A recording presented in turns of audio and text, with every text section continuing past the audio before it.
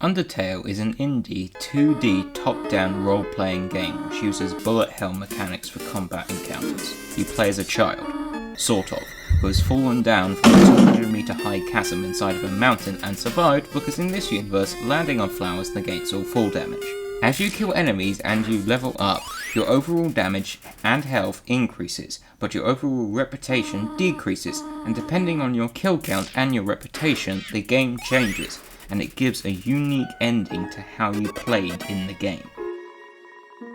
The main thing that is unique about this game is that your choice matters. There are a grand total of 93 endings to this game. Every single one depends upon your specific actions throughout the game. Atmosphere. Dear God, if I hadn't seen literally every single video on Undertale before I had played it, I would have literally had a heart attack and also cried of both happiness and pure sadness throughout my time spent on this game. There are certain bits I could easily classify as above horror and others that I would class as truly heartwarming. If you take a good route, the music and the way the characters treat you will on most occasions feel normal or lighten your mood. However, if you take a bad route, the game will purposely try to make you feel bad, and depending on how far you push it, the music can also change. Besides that, the characters are also pretty good and most of the development is believable and at the same time is true to their specific character.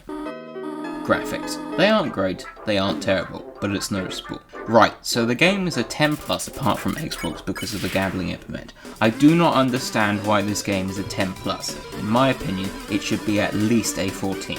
This is not because of creepy music or him.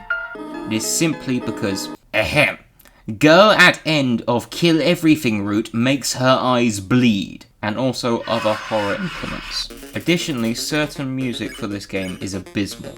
It does overall balance out because it probably has the most heard gaming song of the 21st century.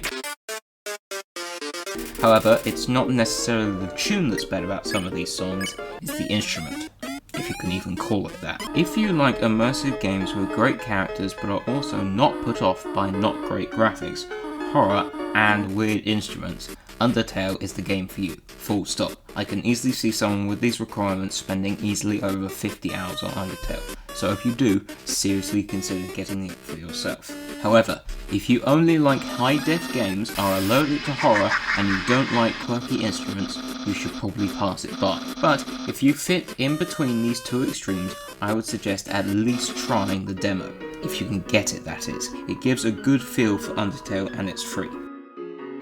For me, I personally rate the game a 6 out of 10. For Stephen, I think he would rate it a 4 out of 10. In terms of difficulty, I would rate the full game a 9 out of 10. That's our Undertale review, thanks for watching.